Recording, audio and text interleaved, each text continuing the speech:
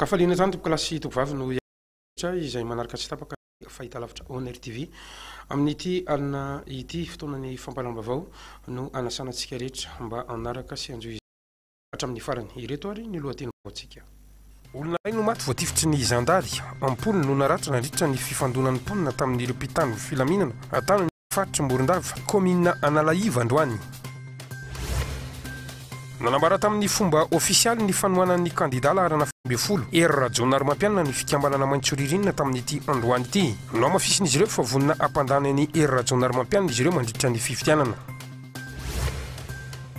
Manomboka Miverina eto Antananarivo indray ny ELESTAGE amin'izao fotoana izao. Mitaraina ireo mpanjifa noho izany fahatapahana lava reny izany. Tsy misy kosa ny vahaolana hoentina ny Prime Ministre.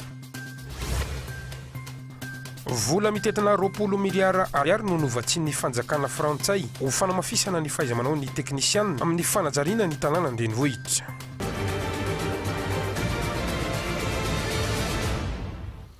Izay ny lohatenim-baovao ny antsipriany avy hatrany no anasanantsika rehetra. Anaraka izany ity moa ny mampafantarantsika fa mivantana amin'ny page Facebook ny Honor TV sy ny page YouTube izao fampalalam-bavao antsika izao. Eo amin'ny maresaka ara-piarahamonina dia olona iray no maty ary ampolony no maratsa vokatry ny fifandonana teo amin'ny mponina sy ny zandary tany amin'ny faritra Morondava komina ANALAIVA tamin'ity androany ity. Vokatry ny fahatezeram-bahoaka manoloana ny trangana tsy fandriam-pahalemana no tena ontony izany fifandonana izany raha ny fanazavana izay noentin'ireo mponina napitany vaovao. Matetika ihany koa ireo jola no tratran'ny mponina saingy avototry ny mpitandro ny filaminana ka izao niteraka ny fahatezeran'ny mponina Morondava ity. Andeha roarahantsika izay fanadidin'izay hoentiny 11 minana menjanary eo amin'ny sariny Miverina razafitsoara. Olona manodidina ny 2 arivo avy amin'ny komina maromaro ao amin'ny faritry Morondava no niara-nirohitra anakay amin'ny kazerny zandary tao amin'ny komina ANALAIVA tamin'ity androany ity tokony tamin'ny 2 ora tolakandro tany hoany. Ho fanoherana ny trindry azo lena fanazavan'izy ireo no antony izany. Eo ihany koa fanerana ny tompony mpanjaka direkty any an-toerana izay manjaka koa nisany niteraka fahatezerana ho an'ny vahoaka tany ny famonoana ireo da roro izay ny mponina voka ny rodany ka saka ezy fifanana natao zandary no namonina ihany ireto manoloana ilay fitifity ataony zandary raha ny telefanao targetsy zay dia indrenivohitra amin'ny Miverina iorana Olona guacamole mbola misy mandeha bil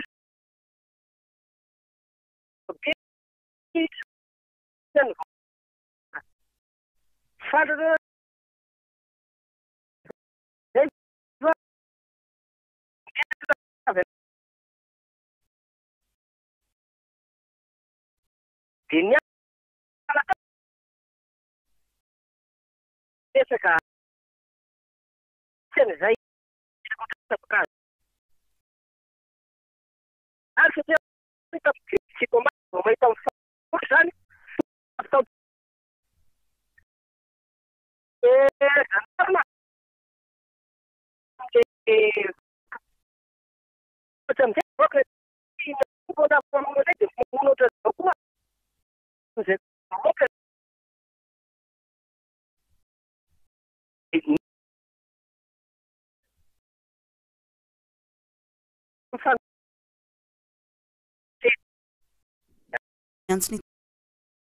ny any an-toerana ny vaovao io amary makasy izay savorovoro ny tranga tany toby zandary pirenena izay eo amin'ny politika kosa dia nanao tamin'ny fomba ofisialy faharoa mampiana androany ity ny maintso ririnina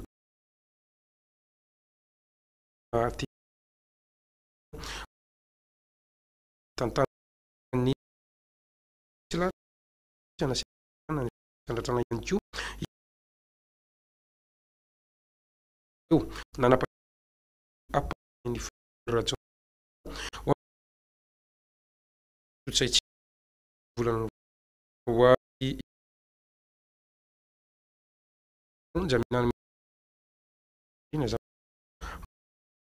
izay ny fikambanana malagasy ny VMMR izay nilazoteo Rajaonarimampianina isabotsy lasa teo aloha ity ihany koa androany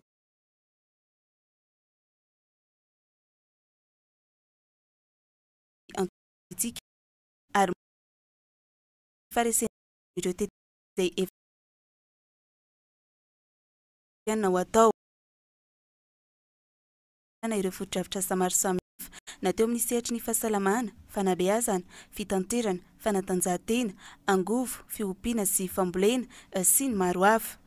Azo lazaina fa tena manakaiky ny vahoaka tokoa toy ny fametrahana ireo hopitaly fandidiana manerana ny faritra rehetra eto Madagasikara izay miaraka amin'ny fampitana be eo ihany dalana mampitony lalana samihafa ny vohitra tokony izay fomboka raha tsy fotsiny natelo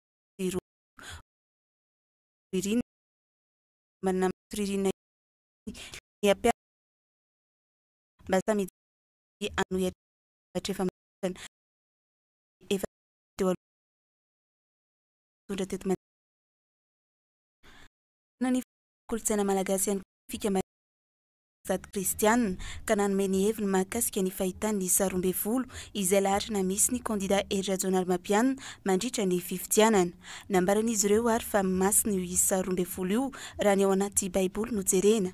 Tsy izay ihany fa ho an'ny malagasy taloha dia anisany tsara sy nampiasaina foana izany isa 12 izany. Rehefa nifampidinika sy namakafaka ary izay mpikambana dia nanapa-kevitra ny hanao zao conférence de presse zao nanambara amin'ny fomba ofisialy ny fanohananay ny kandida Hery Rajaonarimampianina larana faharoapolo amin'ny 7 novambra 2024 zao. Mahita sy mahatsapa izay ho fanarenana sy fampandrosoana firenena dia ilaina fitohizan-draharaha satria izy no efa nanomboka ireo tetikasa maro ka mbola mametraka ny fitokisany amin'indray izahay andateraka ny vina fisandrantana. Araka izany dia tsy mitsahatra mandrisika sy manentana ny vahoaka ny fikambanana mba hanohana izany vina fisandrantana 34 izay ahafahan'ny Madagasikara misandratra amin'ny avoavo kokoa. Efa miparitaka manerana nosy moa amin'izao fotoana izao ity fikambanana maintso ririnina ity. Izay ny makasika an'iny fa fantara kosa amin'izao fotoana izao fanogiaza ny fitsarana Frantsay ireo fanana ny mpandrarama Olona akaiky ny Olona izay nanankarena tampoka nandritra ny fitondrana tezamita nanjakazaka ihany koa tamin'ny fanondranana antsokosoko an'ireo andramena sy ny fanodikodona fanjakana nandritra izany fotoana ny tetezamita izany. Ankehitriny dia misisika mafy ity mpandrara akaiky ny Rajoelina ity ny mba Miverina ny Rajoelina indray eo amin'ny fitantanana ny firenena ahafahana mamerina sy manolotra ireo vola lany sy izao fananana no giaza ny fitsarana Frantsay izao. Andeha hoarantsika ny fanadidina. Tsy vaovao amin'iza na amin'iza intsony mamra vatomanga isan'ireo mpandrara zary nanankarimby tampoka nandritra ny fotoana ny tetezamita teto Madagasikara ary voatotonona ho tompona ndraikitra voalohany tamin'ny fanodikodonam-bola avolenta tao amin'ny orinasa fanjakana jirama. Adony kotrika ny fanondranana tsy ara-dalàna ny bolabolana andamena ihany koa teto Madagasikara nandritra ny tetezamita. Tratra ihany ny laingana fenina na dia efa nezaka nanafina ny marina mahakasika ny fananany any ivelana nandritra ny taona maro aza ity tanakavanany Rajoelina tamin'ny fotoanandro ny tetezamita ity. Raha mbola afaka nanavitena mantsy ny tena nanolona ny fitsarana malagasy ankehitriny tsy afabela kosa izy amin'ny lafrantsy niezaka nanadio tena mafy mamra vatomanga sy Rajoelina tato ato indro ary ho atolotra ho antsika rehetra sy ny vahoaka malagasy ny famotsim-bola nataon'ity flotale general ny sodiaty izay tratra ny fitsarana tany Paris ity ary efa eo ampelatana ny agrasika ny agence de gestion et de recouvrement des avoirs saisir et confisqués. Andeha hiverenantsika ny tantara Inona marina ny zava-nisy mahakasika ny famotsim-bola goavana nataon'ny Mambra Vatomanga sy i Hery Rajaonarimampianina ny taona 2024 taona izay ao anatin'ny tetezamita tanteraka ny viditrano goavambe any la Frantsay ity mpandara akaiky ny Hery Rajaonarimampianina ity tamin'ny alalana sosiete miisa 3 dia ny sosiete Aina, ny sosiete Mialy ary ny sosiete Lovanirina. Trano izay mitetina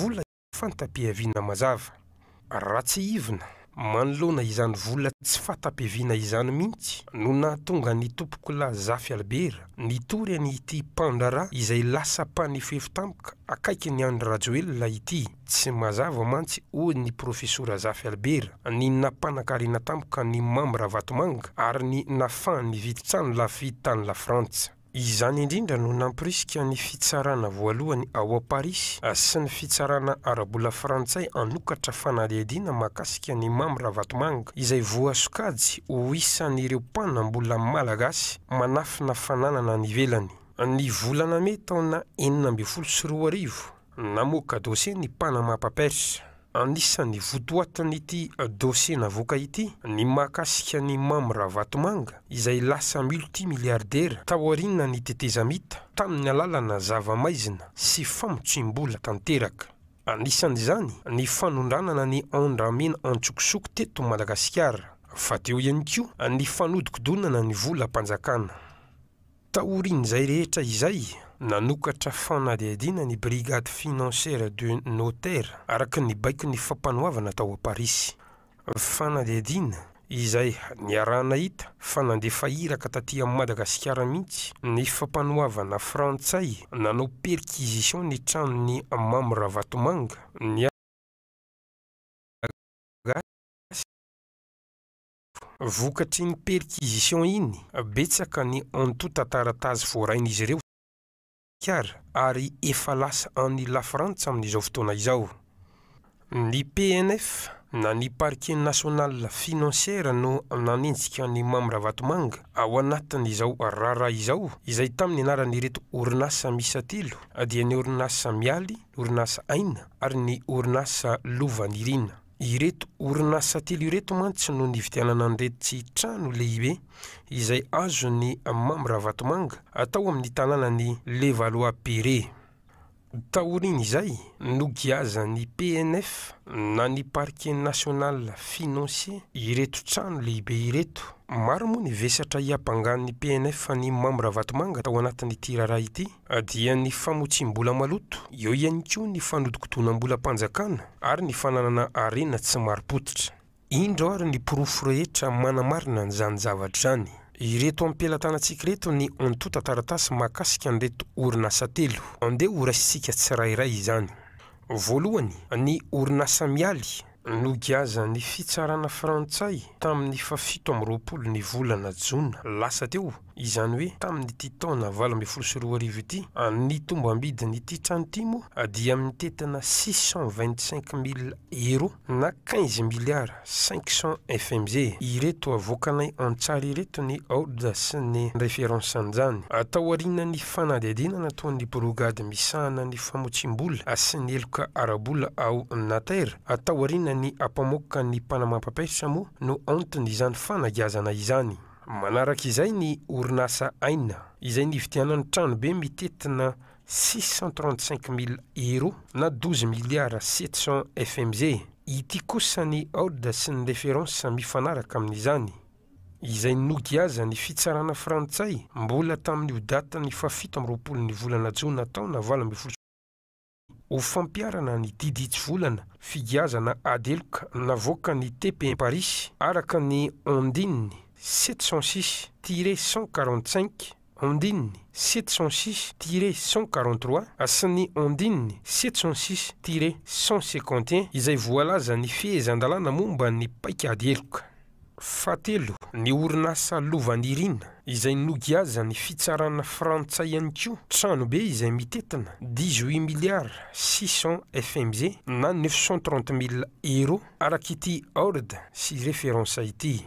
Ireo rehetra ireo dia fampiarana ny didy tsy volana amin'ny fanagazana na ilay antsoina hoe ordonnance saisie pénale. Raha totalina zany ireo vola be ireo dia mitetina 43 milliards 800 FMG ny vola maloto no fotsian'ny Mamra Vatomanga tao a Paris tamin'ny alalan'ny fividianana tranobe maro tao amin'ity tanànan'ny Levallois-Perret ity. Vola izay azo nandritra ny fitondrana tetezamita niarana tamin'ny Hery Rajaonarimampianina.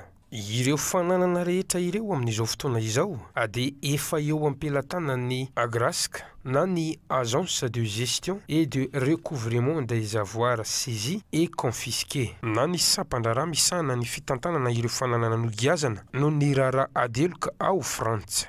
Inona ary ny zavatra tiantsika ambara ao anatin'izao ampamoaka izao? Voalohany, voapirofo ankehitriny fananao famotsim-bola tamin'ny alalan'ny fanondranana antsokosoko ny andramena sy ny fanodikodonana ny vola fanjakana nandritra ny fotoanandro ny tetezamita i Mamra Vatomanga izay tsy ivina fa anisan'ny tanakavana ny Hery Rajaonarimampianina ary ny ray petsapetsa izy mirahalahy ireto. Faharoa, voapirofo ihany koa fa nogiazan'ny PNF ireo tranobe an'i Mamra Vatomanga ireo. Fahatelo, mazava ihany koa izao fa i Hery Mamra Vatomanga no niaraka tamin'izay rehetra izay. I Hery Rajaonarimampianina izay filohan'ny tetezamita tamin'izany fotoana izany no nanomevana ny Mamra Vatomanga anjakazaka teto Madagasikara. Izy raha teo no filoham-panjakana. Azontsika porofona ankehitriny fa tsy afaka ny anday izany i Hery Rajaonarimampianina sy Mamra Vatomanga. Ireto ny antota taratasy. Mazava zao fa voarakitra ao anatin'ity antota taratasy ity avokoa ny mahakasika an'ireo orinasa telo sy ny fanagazana azy. Hitantsika mazava eto amin'ity taratasy ity ny logo an'ny firenena Frantsay sy ny tombo-kase mifanaraka amin'izany. Voapirofo izao fa taratasy tsy noforonina ity antota taratasy aseho aminareo ity fa antota taratasy mazava ary manana ny fenitra rehetra ma antota taratasy mpanjakana azy. Manoloana izao fanapahan-kevitra mazava navoaka ny fitsarana Frantsay izao, mbola misy olona sahiteny ihany ve fa fanaratsiana ny Mamra Vatomanga izany no sady ezaka entina andotona fotsiny any Hery Rajaonarimampianina. Fantaro ihany koa fa i Hery Rajaonarimampianina dia lasa nanan-karembe vetivety nandritra amin'ny tetezamita ary navita ihany koa nanangana trano amin'ny fomba mampametra-panontaniana any Maurice, any Toby ary ao a Paris. Mbola anadio tena tahaka ninona indray i Mamra Vatomanga sy Hery Rajaonarimampianina manoloana izao porofo hoentina izao. Inona nefa ny zava-misy ankehitriny? I Mamra Vatomanga mihitsy no mampirisika mafy ny Hery Rajaonarimampianina iverina eo amin'ny fitondrana mba hanonerana indray ireo fananana rehetra izay very sy efa nogiaza ny fitsarana ireo. Anjara ny vahoaka ny mieritreritra. Izay ny mahakasika an'iny raharaha iny toizantsika eo amin'ny alafin'ny politika sy ny fanamanana fividianana kosa ny fampanama vao amin'izao alina izao efa tafapetsaka eny amin'ny boroboky tany avokoa moa ireo lisy-pividianana izay ny fividianana.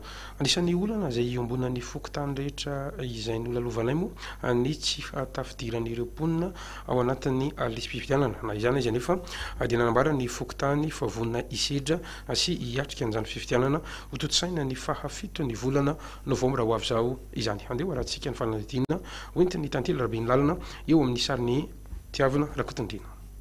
Efa tamin'ny herinandro no tonga teny anivon'ny fokontany akasina ny lisy-pividianana ary efa notanina ihany koa ny mponina ho tonga eny anivon'ny fokontany hijery ny anarany. Misy 775 ny mpifidy ary 7 ny biraom-pokotany misy eny an-toerana. Zao ny tena dia any ivelany any atsy ny sasany dia tsy mindrefaletsany sasany. 10 no tsy tafiditra tao anatin'ny lisy-pividianana hatramin'izay natongavany teny an-toerana izay. Manodidina ny 700 noho izany ny mpifidy efa tonga teny anivon'ny fokontany nijery ny anarany tao amin'ity biraom-pokotany ity. Efa vonona avokoa ny fitaovana sy ny enti miatrika ny fividianana raha ny nambarany sefo-pokotany androany.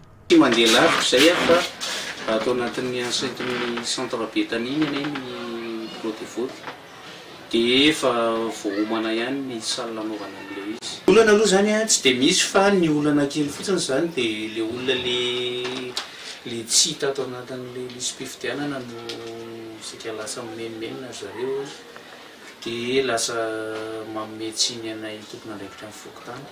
Mbola vitsy ireo olona tonga nijery ny anarany ny teny anivony ny fokotany raha ireo olona nanaovanay fanatediana teny an-toerana. Vofindra fokotany tamin'ny herinandro dia mbola tsy koty eo zay. Zatsony nanao misy tao anay eo. Nga mbola mety. Misy firy zao nareo no tafiditra anaty zao? Anakefatra. Indraina hoe efa andeha dia tonga eto dia misy miantso tamin'ny pandray dia lasa. Vao anatin'ny saika fanjery. Marina tao. Tsy misy anto. Mianaka toy ny rehetra dia mianaka. Ireo pokotany ity. Amin'izao fotoana izao kosa dia misy avoritaka amin'ny sosialim-bahoaka malagasy taoriana amin'ny fametrapealana izay nataon'ny filoha Hery Rajaonarimampianina tsy voafehan'ny gouvernemanta kristiantsay intsony ihany koa ny mahakasika ny raharaha amin'ny andavanandrom-piainan'ny mponina tsikaritra mantsy fa tapaka lava reny na ho an'ny herinaratra izany na ho an'ny rano eo ihany koa ny fiakaran'ny vidin'ny solika sy ny saran-dalana izay miakatra isam-bolana samy manao izay tiany ataony ihany koa ireo tompon'andraikitra amin'ireo sehatra ireo nezaka nanao izay ho afany nefany ny fitondrana nandritra ny tantanana ny firenena sy ny gouvernemanta niaraka tamin'ny namahana sy ny jerena manokana ny sosialim-bahoaka ankehitriny anefa dia revo amin'ny fanomanana fifidianana sy fanohanana ny kandida nanoditra azy ny prime ministre kristiantsay ka tsy matafavoaka izany intsony ankehitriny miaina ny fahatapahan-jiro sahady indray i Antananarivo renivohitra tonga eto amintsika ny ELESTAGE araka ty fanazavana hoentiny 11 minana menjanahary eo amin'ny sariny Miverina razafitsoarana ity. Tony ala niaraka tamin'ny filoham-pirenena teo aloha Hery Rajaonarimampianina avokoa ny fitonjovana ny vahoaka malagasy sy ny fijena manokana ny sosialin'izy ireo noho ny tsy fisian'ny fandraisana andraikitra ataon'ireo mpitatana sy mpitondra eto amin'ny firenena amin'izao fotoana izao izay saika samy variana amin'ny fanaovana politika avokoa moa ireto farany ka tsy mahita intsony ny zava-misy sy ny olana izay mianjato sy mampikaikaika ny vahoaka malagasy raha tsy resaka fotsiny ny fahatapahan'ny jiro sy ny rano izay matety piavaka miteraka voka-dratsy eo amin'ny fitadiavan'ny olona amin'ny fiainany andavanandro. Matetika nefa dia toa tsy misy akory ny fanomezam-baovao na fampilazana mialoha fa ny olona miomana ao anatin'izany fahatapahany herinaratra izany na dia saika ny faritra rehetra manerana ny Antananarivo aza no hiaran'izany. Anisan'ny tena hiaran'izay voka-dratsy ateran'izay moa ny Hery mampiasa herinaratra be indrindra toy ny fanaovana soudure, fanaovam-bolo eo ihany koa ireo izay mitatana ireny sibera ireny raha ny fanazavana izay nentin'izy ireo. Anisan'ny hiaran'ireo fahatapahany jiro adindray isan'andro dia nareo tsy tamin'ny nanomboka mars afaka maro izay dia tena ao anatin'ny tena asa mihitsy tena ao anatin'ny asa dia tena mampijaly be satria mieritreritra ny mijery soleil nefa tsy mahazaka dia vola miditra aloha mihena fa le cliente mijaly iny satria mamonjy fotoana izy dia eo miatsisika vita sy ohatr'izany izay tena manahita dia malaibe chapeau tena mbola eo anara-pijerevana solution mihitsy fa tena mety hatramin'ny décembre tena tsy tena voafaritra aloha le olona raisiny isan'andro fa le matetika eo amin'le misy olona foana mitapaka le jiro dia izay manahirana io zao vao nijery tamin'ny gazety asa iny dia hitako hoe misy programme manomboka mamoaka zareo dia efa mamety izay dia mamioma izay mampiomana le client. Jiro tia tamin'nety zao manomboka tamin'ny alatsinainy maraina tapaka zareo mandritry ny eo any adin'indray iny fampifanapahanitsy fiatraikany izy koa dia hita be mihitsy satria ny resatina sy ny zavatra foana koa dia miankina amin'le jiro madaro raha ohatra hoe mapoditra eo amin'ny katsony dia lasa miendrika tarakara eo ny adin'ireo dia lasa latsaka kely eo amin'ny isan'andro misy ohatra hoe maintsy menimeny izy fa miatao dia reglena fotsiny hoe zay teo antiadiny firy zay laninao dia andreglena dia voalohany andrasana araka fandraisana andraikitra ireo mpitatana amin'ny firenena amin'izao fotoana izao manoloana ireo olana ara-tsosialy marobe izay mianjady amin'ny vahoaka malagasy ireo indrindra moa izay olana eo amin'ny lafin'ny fahatapahany herinaratra lava reny izay. Araka izany zany dia tonga eto andrenivohitra indray zany ny délestage amin'izao fotoana izao raha tsy nahitana an'izany mihitsy nandritran'ny fotoana vitsivitsy izay. Ankehitriny moa raha nanontaniana mahakasika ity raharaha fahatapahan-jiro lava reny ity ny ministra ny angovo sy ny ankoranafo dia nanazava fa noho ny tsosa izay mahazo ny jirama ka miteraka faty antoka ho an'ity orinasa ity ny antony mahatonga ny fahatapahan-jiro matetika eto Antananarivo renivohitra. Na izany izy anefa dia efa misy ihany ny fifampitaniana eo amin'ny tompona andraikitra ho iatran'ny ministra ao anatin'ity fanadihadiana hoenty ny tantely raben'lalana sy tiavina rakotondrina ity. Mivarotra faty antoka ny orinasa jirama amin'izao fotoana izao. Efa nisy ny ezaka fanomezana fitaovam-pamokarana herinaratra mandeha amin'ny menaka mavesatra raha ny nambaran'ny ministra androany. Noho ny olana rabola eo anivon'ity orinasa ity anefa no mahatonga ny fahatapahan'ny jiro matetika teto amintsika. Ireo trosa mivangongo izay tsy voalohan'ny jirama amin'ny mpamaty solika no nahatonga izany ihany koa. Efa mandeha ny fifampitiniana iarahan'ny ministeran'ny angovo, ny ministeran'ny vola ary ny mpamaty solika mahakasika izay olana setrainy orinasa jirama izay. Maro dia maro izy tsy teny hoe zao satria tsy mpamatsy anankiray ihany fa misy raha ny anankiray fotsiny zao dia efa misy any amin'ny 4 miliara anoany izay fandroritany izay. Kampani iray io fa kampani hafa zany dia misy mihoatra izay fa averiko ihany hoe ny tongohatrosa ny jiramana ilay hoe stock de dette ny jirama tompoko amin'izao fotoana izao dia 850 miliara ary zany tsy hoe taona ray akory no napisy an'izany tongohatrosa zany fa efa ampolo taona ny eo tsy voaefa ny eo tonga ihany ary tena mahatonga n'ilay fahasarotana ho an'ny management ny jirama amin'izao fotoana izao dia ny hoe mimasaka ireo trosa ireo dia tonga ny fandrotakina azy.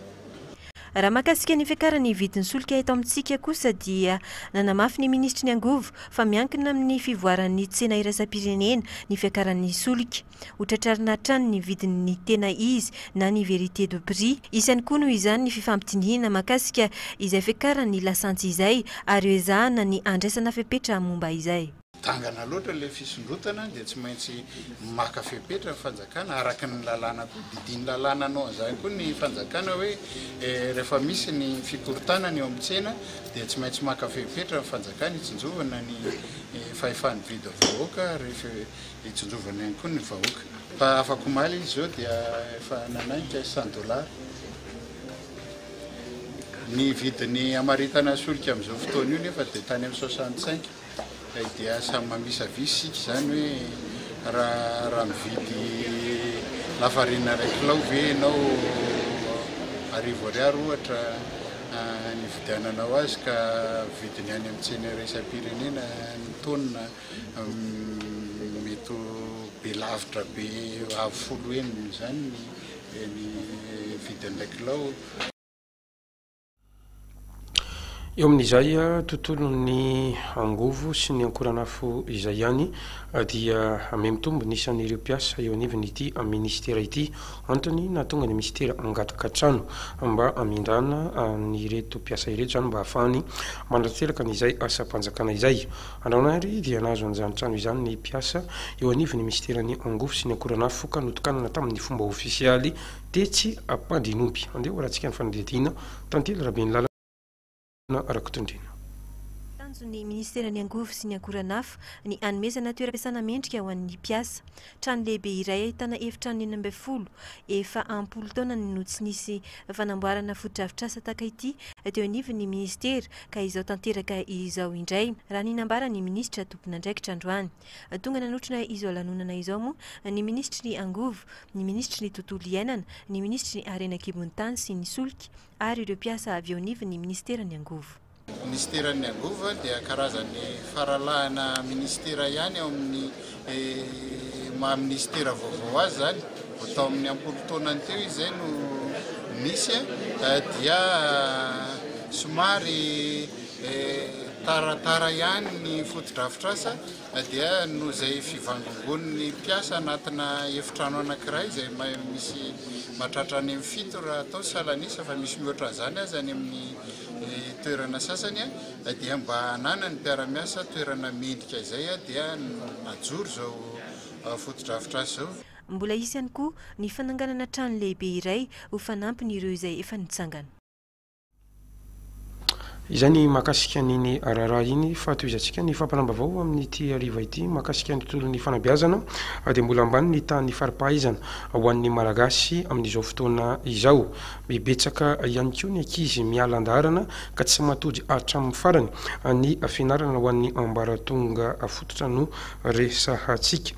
Isan'ny tanjaka ho an'ny firenena iray nefa ny fananan'ny vahoaka tapalalana ambony indrindra raha ny isin'ny fampandrosoana moa no resana. Ny fantrana sy ny fahalalana no isan'ny ontony mahatonga izany raha ny fanadidina izay nataon'ny tsenita soalalaina ateo amin'ny sariny aza manantsoa. Nahitana fiakarany ny tany fialanandarana an-tsekoly teto Madagasikara taona raha nitatitra nataon'ny fikambanana tsy miankina iraisam-pirenena izay miasa sy monina eto amintsika. Mpianatra manodidina 900 ihany no tonga amin'ny famaranana ambaratonga voalohany amin'ireo zato izay miditra amin'ny ambaratonga fototra eto Madagasikara. Ambony dia ambony izany taha-fialanandarana izany hatrany amin'ny ambaratonga faharoa indrindra ny amin'ny tontolo ambanivohitra. Ny fahantrana no isan'ny olana voalohany mahatonga ny ankizy tsy mahavita fianarana. Eo ihany koa ny ray aman-dreny sasany tsy mahafantatra ny mahazava-dehibe ny fampianarana ka tsy mampirisika ny zanany hianatra. Ny sasany moa minimana laza mianatra mihitsy. Ny any amin'ny ambaratonga ambony kosa ny tsy fananan'ireo tanora sasany safidy mandrona ireo taranja maro samihafa eo amin'ny université ka diso safidy avy eo nefa tsy manohy fianarana intsony. Antony mahatonga an'ireny zao dia ohatra hoe zao tsy mahampino ray aman-dreny amin'ny ara-bola hivianana an'ilay fitaovan'ny mpianatra amin'ny ambaratonga fototra dia eo ny tsy fahalalan'ny ray aman-dreny voalohany indrindra ka mahatonga ny zanany tsy ampianarina. Misy koa ny mitsokan-darana satria ny fitsoahana darana tsy fahampino ny sakafo. Raha mahafantatra fa sarotra ny fiainana tsy ampy vola miditra amin'ny ray aman-dreny dia hajanony mianatra ny zaza.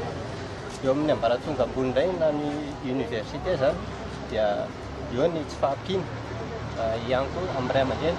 Eo konkoa ny sasany miadrakadala dia lasa makany mirona makany amin'ny fiarahana olon-droa. Tsy fahampino ray aman-dreny zao koa ray sakana tsy ahafahan'ny ankizy mianatra mahatonga ny ankizy mialan-darana dia lasa ohatra hoe mitady asa ry zareo dia faharoa manarakaraka izany koa le fivoarana zany dia ny tanora amin'izao tsy ohatry ny taloha intsony fa lasa variana loatra ohatry hoe manenjika lamaody ohatra sy ohatr'izany dia lasa tsy mahatsony sainy fa variana ny ety avelany. Tsy ampy ny fanaraha-mason'ny sekoly amin'ny tontolo ambanivohitra no tena isan'ny antony mampiakatra io taha io any an-toerana ary vao maikana nampitrotraka izany tamin'ny andron'ny tetezamita. Niezaka mafy nanarina izany ny filoha teo aloha Hery Rajaonarimampianina ka betsaka ny toerana sekoly tamin'ny nitondran'ny filoha teo aloha. Teo ihany koa ny fanatsarana sekoly mba hampazoto ny ankizy andeha hianatra. Ny fandraisana anjaran'ny ministera misahana izany mba hanao fanaintanana hatrany fotony ny tena zava-dehibe mba hampiakarana ny tahampahalalana eto Madagasikara. Eo ihany koa niezaka ny ray aman-dreny tsirairay. Ny tsy fahampino ny fifaneraseran'ny ray aman-dreny sy ny zanaka ny tokantrano. Ny ray aman-dreny sahirana amin'ny asany. Le zaza tonga dia alefa mianatra fotsiny. Le zaza nefa tsy dia misy suivi de tout près rehefa lasa mianatra zay. Fa hitanao ihany hoe indraindray le ankizy tsy tonga dia ampianarana miala ny tranony fa lalakafany izoran'le ankizy. Fehezina tena fehezina mihitsy dia tena déterminena mihitsy zany hoe rehefa mametraka zavatra anankiray ianao dia le suivi évaluation iny zany tena takina hoe tena le zavatra ny teneniko ve mipasy sa tsy mipasy ao anatin'le tontolo fampianarana. Dia faritana any koa hoe ianao tokony ho lasa inona raha fijerinao ny tenanao, inona manavanana anao. Vaolana faharoa mifandraika amin'le resaka système d'éducation eto Madagasikara ihany hoe tokony vao any amin'ny école secondaire hoe aty eo dia efa apetraka déterminena préalablement zany hoe inona ny tokony zavatra tokony ho zakany sainy ty zanako ty. Arak'izany ny fanaraha-mason'ny mpianatra na avy amin'ny ray aman-dreny na avy amin'ny mpitondra fanjakana no ahafahana hanena io taha io.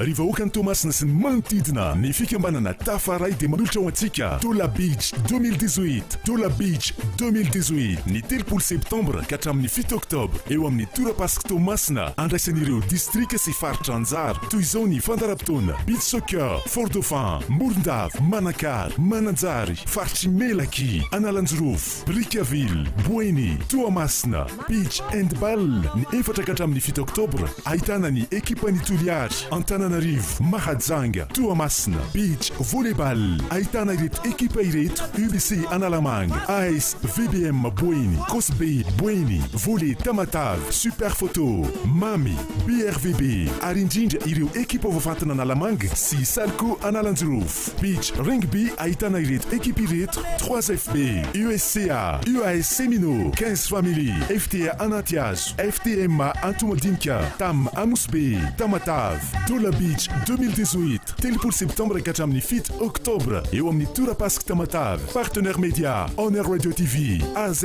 Radio Télé, Radio Télé Nakay Mahajanga, sponsor officiel SPAT, SMMC. Ny vola rehetra azo amin'izany dia atolotra ho an'ny hôpital Ben Tomasina ividianana matelas, fikambanana tafaray, aza mitsipadony lakantany, tongava maro.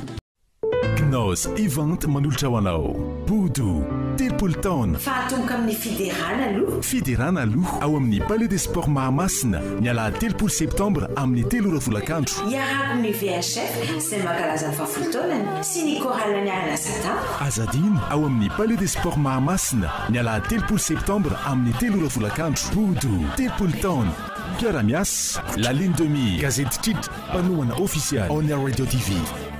Adievitra fampahafantarana programme anasy fa nokevitra sy famelabelarana ara-politika manomboka izao manokana ny tontolo ny fividianana sy ny fampelezan-kevitra eto amin'ny Honor TV sy Honor Radio. Tongava ary manantona anay dia nizao ety amin'ny immeuble STOI en Cournano na antsony lahara telefônina 03411 965 74.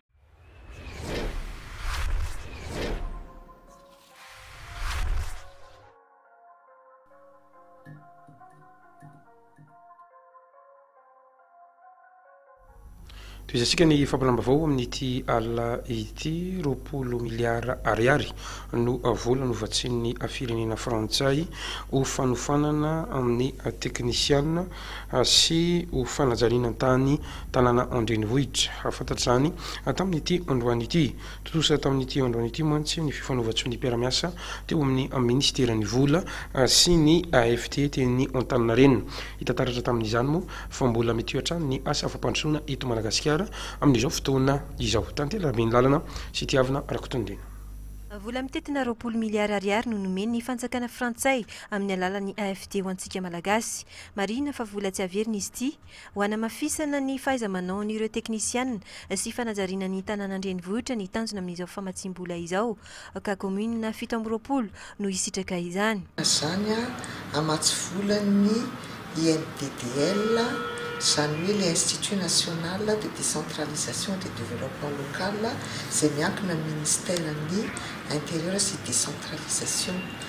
Maromaro nataontsika hoe famatsiana efa nentiny fantatritsika angamba le rocade iny zany izy ny mamatsy volana izy iny mba zahoana ohatran'ny hoe manao ampandalana ambony indray zany tsika mba elana amin'ny embouteillage. Manana projet koa izy anankiray, projet intégré d'appui à l'assainissement an'Antananarivo entina anadiovana tanteraka zany sy zariana ny eto amin'ny tanàna Antananarivo dia manana koa izy projet anankiray le hoe padeva. Totosa tamin'ity androany ity ny fifanaovantsy ny mpiara-miasa ny ministeran'ny vola sy ny AFT tonga nanatrika izany ny maso ivoan'ny Frantsay ny taleparitry ny AFT, ny ministry ny aditany ary ny ministry ny vola. Efa nanomboka ny taona 2027 kosa no nahazo bourse avy amin'ny gouvernemanta britanika isika teto Madagasikara. Miisa 70 hatreto ireo mpianatra efa nandrato fianarana atanin'ity firenena ity raha ny fanazavana izay noentiny tompona andraikitra. No tanteran'androany moa ny hetsika fampahafantarana ny fisiany izany vatsim-pianarana any amin'ny firenena britanika izany izay natao ateny amin'ny Carleton Anosy. Naomba ny fampahafantarana noho ny fahatongavan'ireo mpianatra marobe teny an-toerana araka ity fanadidina zay hoentiny tantely rabe ny lalina sy tiavina arakotondrina ity. Efa maro ireo mpianatra malagasy no mandranto fianarana ny Angleterre amin'izao fotoana izao.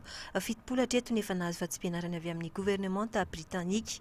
Tsy maintsy misy anefa ny fipetrahana mahazo izany toy ny fanana mari-pahaizana lisansa ny miakatra efa navita ny asa nandritra ny roa taona. Mila mahafehy tsara ihany koa ny teny anglisy.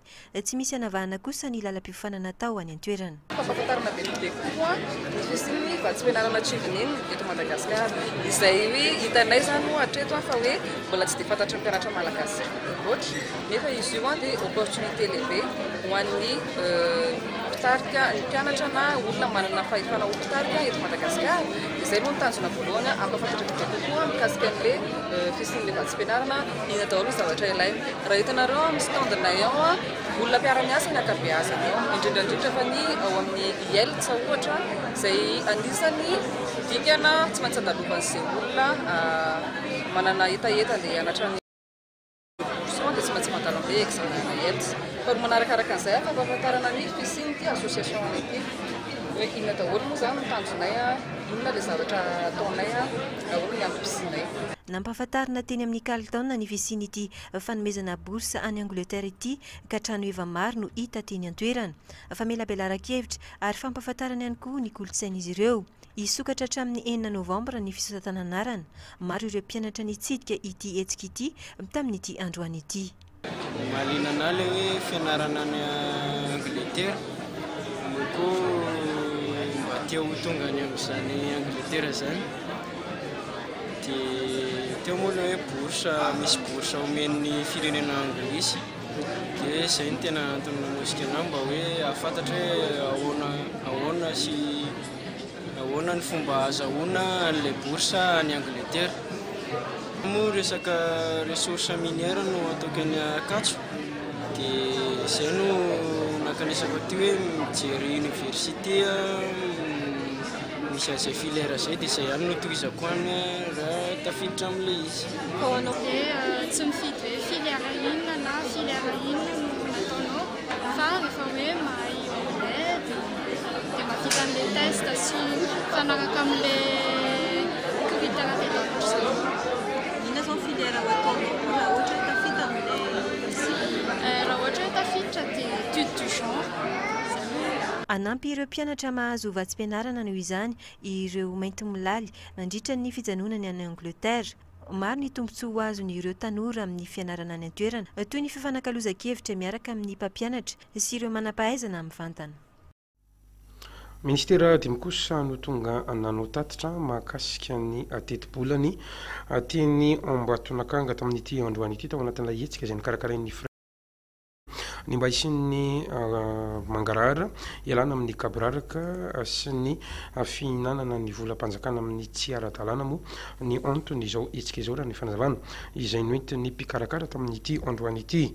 Tatitra ny zava-bita mivaingana tao anatin'ny roa taona lasa moa no ataony ireto ministera dimy ireto manoloana ny vahoaka fa akoatran'izay ihany koa dia nampafantatra ihany koa no mety ho volavola ny teti-bolan'izy ireo ho amin'ny volavolan-dalàna mifehy ny teti-bolam-panjakana ny taona 2024 ho avy izao. Ny tanjona dia mba ifandrify tsara amin'ny filanimponina ny teti-bola ho an'ny ministera tsirairay avy.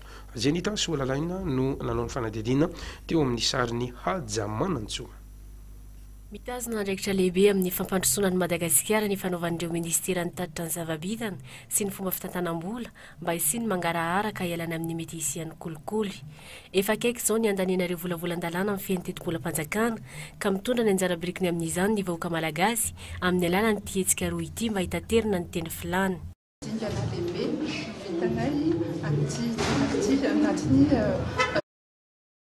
anatin'ny tamperin'andraikitra sy fiankarahana ao anivy ny fitantanany ara-panjakana.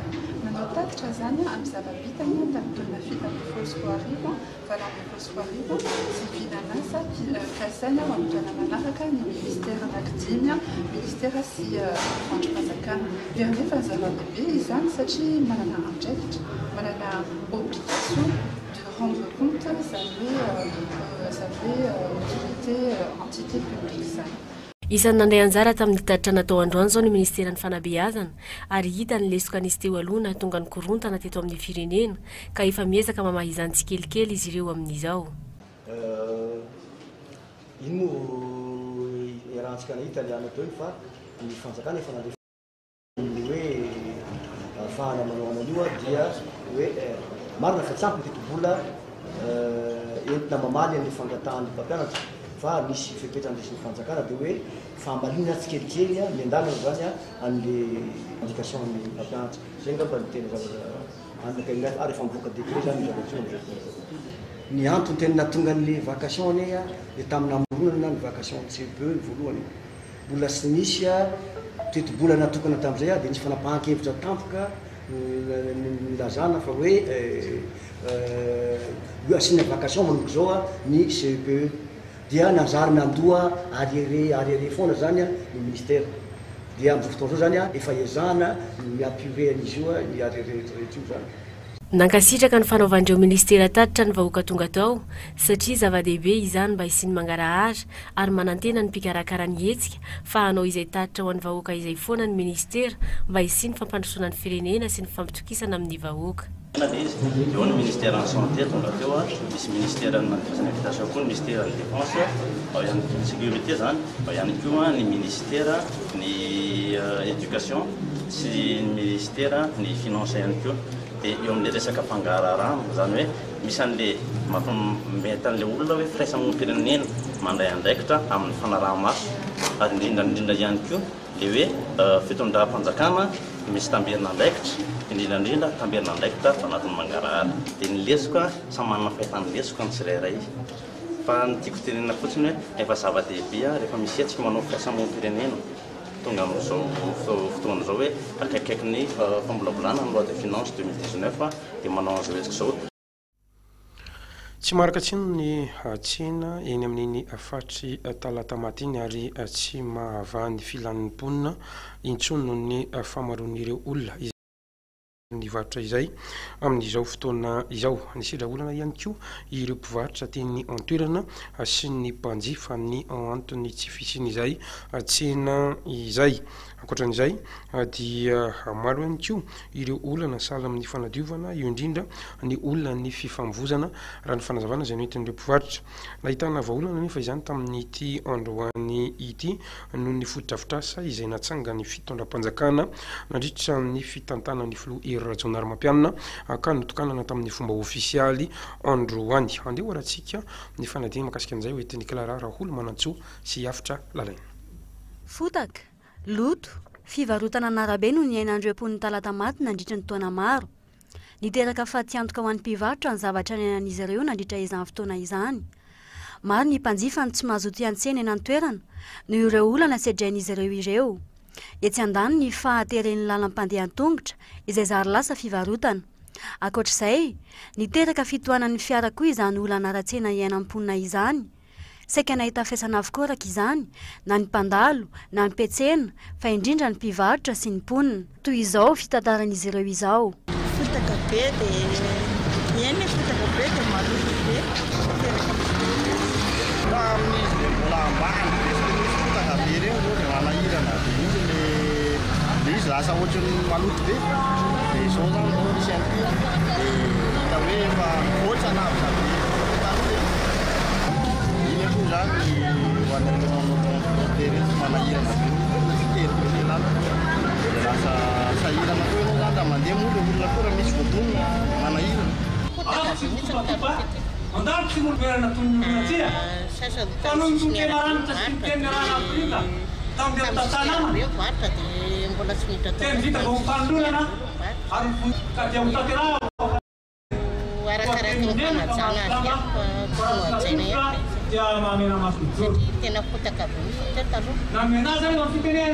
nanoloana izany indrindra ho vahaolana azo antoka dia nisy niezaka nataon'ny fanjakana sy ny commune izay niarahany asa tamin'ny mpiara-mobonantoka tamin'ny fikambanana maro toy ny fikambanana européenne, profapan ary ireo olona malala-tanana maro izay nahavitanana nangana fotodrafitrasa maro toy ny zaridaina izay endrika ho an'ny tanàna ny talata maty, ny trampako mba hisorohana ny fiparitahan'ny fako fa indrindra ny tsena izay namaly indrindra ny etaeta amponina maro. izany moa dia vina efa napetraka ary taratra ihany koa amin'ny vina manaraka. Ny tsaina fivoarana no tanteraka ho vita dia ianareo fanjakana izay andro be fiankidana, ny Union Européenne izay toa tantely ny voany mamy, ny profapanina izay lakana ny todiana vina ahitana segadina lalana koa tsotra ny teninay. Raha misokatra hoe ny volany dia hitany eo anatiny, fa raha misokatra ny vavanay dia ho hitany eo amponay mitondra sy mipony talata maty. Ary tsy izahay irery ihany fa ireo rehetra marobe koa ny sitraka izao tsena izao, raha mety ho mpividy sy mpivarotra ary mpampiasa lalana ihany koa satria halalaka ny arabe sy ny trottoir izao. Isaonareo zany fitondram-panjakana sy ireo mpiara-manatoka amin'ny avitany izao tsena izao ny tombotso voalohany indrindra dia niarahana lala io tsena io tamin'ny fotoanandro dia fotaka sy fotaka ary natonga resabe mihitsy satria dia miaina ao anatin'izany loto sy fako zany ny mpanjifa sy ny mpivarotra dia nasorana tanteraka izay zavatra izay ary tsisy tsony mihitsy fa dia madio ara-dalàna ary na andro avorana na andro maitany dia maina foana io toerana io ary efa fanarahana ao anatin'ny toerana fa misy borona fantaina anankitelo natokana mihitsy fa radiovana sy fanasasana an'izy io. Noho izany zany dia ny tombotso voalohany ho azon'ny vahoaka zany dia hoe anjifa zavatra madio sy ara-pahasalamana izy ireo ary tsy iaino anaty fotaka. Ho an'ny mpivarotra indray dia inoko maromarina sy ireo mpamokatra fa hitombo zany ny vokatra ho nafindrareo satria dia ho maro ny mpanjifa.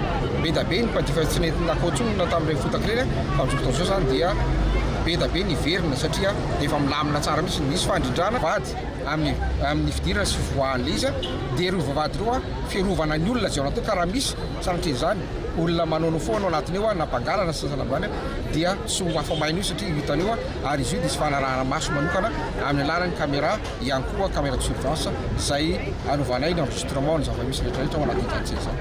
Notokanana tamin'ny fomba ofisialy androany moa izany fotodrafitrasa izany toy ny tsena izay tena mamany olona amponina tokoa. Nisy ihany koa moa ny fanolorana mari-pakasitrahana ho andreo mpiasa-panjakana mahery fo tao amin'ny commune talata maty.